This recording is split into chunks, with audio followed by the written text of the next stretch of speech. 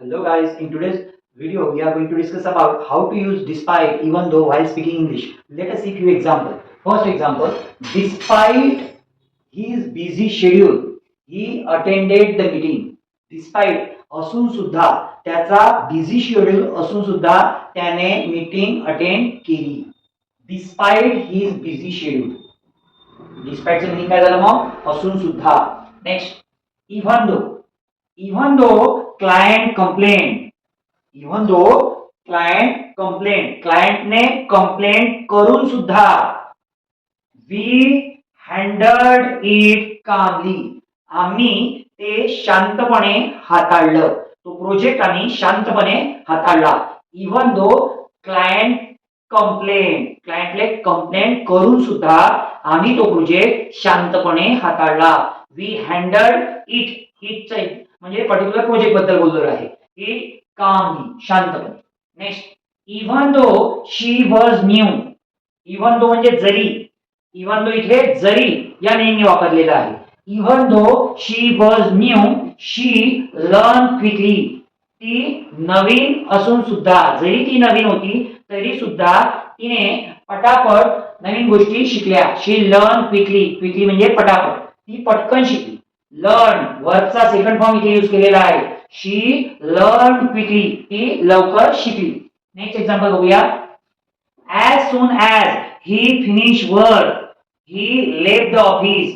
म्हणजे एक काम झालं आणि दुसरी ऍक्टिव्हिटी ताबडतोब झाली, त्या केसमध्ये आपण ॲज सून ॲज चा वापर करतो. As soon as he finish work, जसा तिने काम पूर्ण केलं, तिचं काम पूर्ण झालं किंवा त्याचं काम पूर्ण झालं. ही असू शकते, शी असू शकते. ही फिनिश तर त्याचं काम, शी फिनिश असतं तर तिचं काम. जसं तिचं काम पूर्ण झालं, ही लेफ्ट द ऑफिस, त्याने ऑफिस सोडलं. म्हणजे ही म्हटलेलं आहे म्हणून आपण तो घेतोय, आणि शी म्हटलं असतं तर ती म्हटलं असतं. ही लेफ्ट द ऑफिस, त्याने ऑफिस सोडलं, तो ऑफिस मधून बाहेर गेला. Next, as soon as client approve we started the project. जसा क्लायंटने अप्रूव्ह केलं, अप्रूव्ह करणे म्हणजे मंजुरी देणे, आपल्या प्रोजेक्टला मंजुरी दिली की आम्हाला अशा प्रकारचा प्रोजेक्ट पाहिजे, तेव्हाच त्याच मोमेंट पासून आपण प्रोजेक्टला सुरुवात करू. As soon as client approve we started the project. Next example, neither he nor I attended the meeting. म्हणजे नीदर ही नॉर आय म्हणजे त्यानेही अटेंड नाही केली आणि मी सुद्धा मीटिंग अटेंड केली नाही.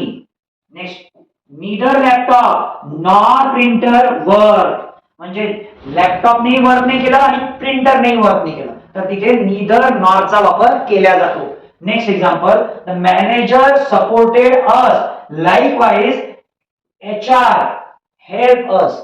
मॅनेजरने आम्हाला सपोर्ट केला, त्याचप्रमाणे लाईकवाईज म्हणजे त्याचप्रमाणे HR ने सुद्धा आम्हाला मदत केली. तर यामध्ये आपण as soon as, likewise, even though, despite चा वापर करून इंग्रजी कशी बोलायची हे शिकलो. याच्यामध्ये तुम्हाला काही डिफिकल्टी असेल तर तुम्ही कमेंट बॉक्समध्ये कमेंट करून विचारू शकता. तुम्हाला समजलं असेल तर व्हिडिओला लाईक करा, चॅनलला सबस्क्राईब करा आणि तुमच्या मित्रांना हा व्हिडिओ फॉरवर्ड करा. Thanks for watching this video.